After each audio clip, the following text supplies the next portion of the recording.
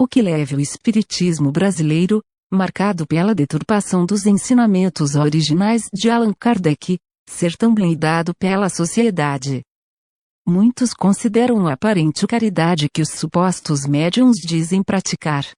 A suposta filantropia seria, então, uma maneira de justificar a supremacia de tantos igrejistas no espiritismo brasileiro, que traem os postulados espíritas originais mas são tidos como bondosos. Mas essa caridade que faz o carisma dos ditos médiuns, como Chico Xavier, Divaldo Franco, José Medrado e João de Deus, na verdade, é uma farsa produzida por um discurso muito bem articulado, feito em parceria da FEB e da Rede Globo de televisão.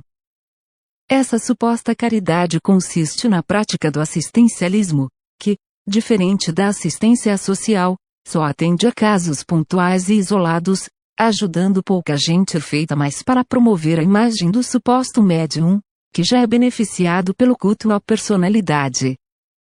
Numa comparação mais simples, a assistência social cura a doença da pobreza, o assistencialismo apenas aliviador, sem curar. A caridade conservadora que marca os supostos médiuns espíritas, que já transmitem ideias católicas que descaracterizam o legado de Kardec, não resolve a pobreza, apenas atendendo casos isolados de maneira parcial e de resultados medíocres. Essa suposta caridade já é feita pelas emissoras de televisão controladas por grandes grupos empresariais. A Rede Globo se insere neste contexto e essa filantropia é festejada pela sociedade menos pelos resultados que traz, muito poucos, mas pelo prestígio religioso de seus aparentes benfeitores e pelo fato de que é uma caridade que não traz risco aos privilégios abusivos das elites. A Rede Globo criou uma narrativa que transforma os médiuns em semideuses, em um tipo de pretenso ativismo social que a sociedade dominante aceita e admite, por não representar ameaça ao patrimônio dos ricos. E criou o mito de Chico Xavier para garantir esse perfil conservador, mas também para concorrer com os pastores eletrônicos das igrejas neopentecostais.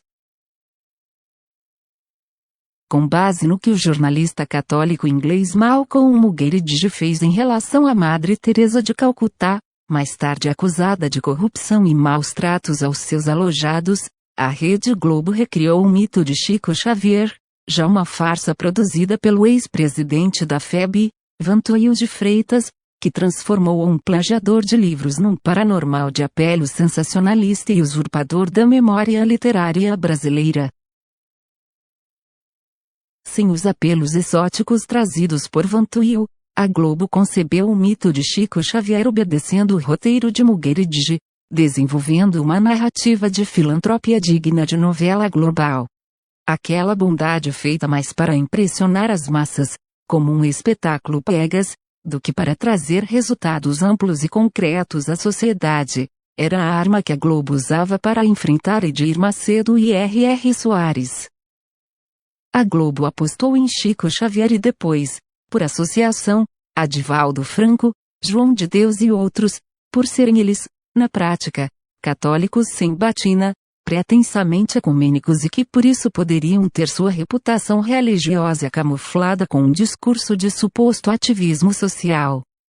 A Globo, conhecida por manipular as mentes das pessoas, e também pela habilidosa argumentação que produzia enredos de sucesso na ficção novelesca, estabeleceu um paradigma de bondade que já fazia os ditos médiuns, cuja atuação mediúnica é de caráter bastante duvidoso, em pretensos filantropos, usando as classes pobres como troféus enquanto excursionavam para espalhar a deturpação espírita no Brasil e no mundo. Com o poder da Globo em penetrar no inconsciente das pessoas, sem que elas percebessem que estavam sendo manipuladas, o discurso dos supostos médiuns e sua pretensa caridade, uma narrativa que lembra mais os contos de fadas tipo Gata Borralheira, é uma bem articulada estratégia de marketing feita para arrancar comoção das massas e transformar o espiritismo brasileiro numa seita, neutralizar a ascensão dos pastores eletrônicos. Poucos admitem que Chico Xavier, Divaldo Franco e similares sempre foram figuras ultraconservadoras, católicos de formação medieval e que, até na aparência física, remetiam mais antiquados caipiras ou oradores dos tempos da República Velha. Veiculadores de ideias que fugiam do legado original de Allan Kardec, fato constatado em comparações dos respectivos livros, eles tentam compensar tais irregularidades com uma pretensa filantropia. Para a Globo, é ótimo que Chico Xavier e Divaldo Franco sejam endeusados, evitando assim a expansão de Edir Macedo, R.R. Soares, Silas Malafaia e outros, que se utilizam da máquina midiática para fazer pregações. Edir Macedo adquiriu todo o espólio da antiga Record, dando poder eletrônico à Igreja Universal do Reino de Deus.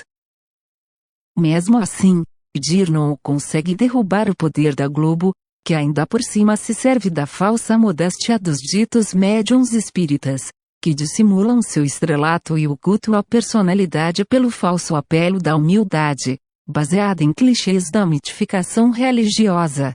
O aparente despretensiosismo do espiritismo brasileiro e sua embalagem limpa servida aos leigos é um truque no qual o poder da Globo se consolida na sociedade, enquanto os deturpadores do espiritismo são blindados pela poderosa máquina global.